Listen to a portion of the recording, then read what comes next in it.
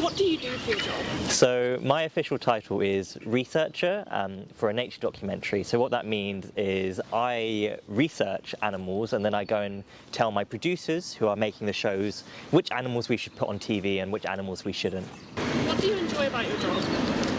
I really love that I get to talk about animals all day and I get to research all different kinds of animals from all over the world. So when you're filming something when you're doing like your job, what is it do you look for? It's always really important to look for a story. So you want to look for a charismatic animal which has a past, a present and a future you can tell a story about. So this might be a really interesting behaviour or it might be in a really interesting location or ideally it would be both. How much beauty in nature would you find that is hidden but really is just still there? I think that's a really good question, and I think it's really important to realise that nature is everywhere. And often you look at urban landscapes like cities and towns and you don't think there's much nature there. But even here, being in this playground, we've got birds flying around, we've seen squirrels, we've got seagulls, we've got countless bugs in the ground. And so I think to answer your question, loads of nature is hidden. You don't have to go to like a safari park to see things. What is being said behind the photo that you chose as your favourite? I took it in late August a few years ago.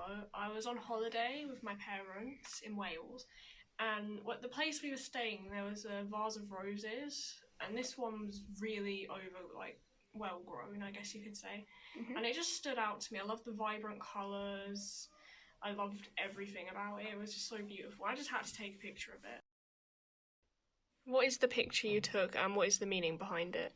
I took a picture of the sea at a caravan park that I went to, and I took it because I wanted to keep the picture for memories, for like when I went to the caravan park, and also because the sky was really nice and the sea was really nice, so why not take a picture of it?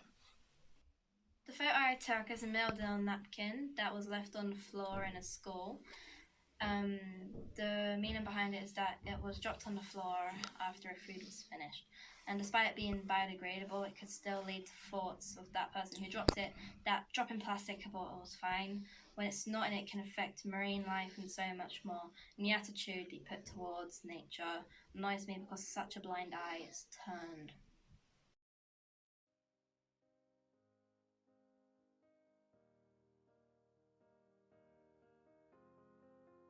I will run, I will climb, I will soar. I'm undefeated. Oh, jumping out of my skin, pull the cord. Yeah, I believe it. Oh, the past is everything we were. Don't make us who we are. So I'll dream until I make it real.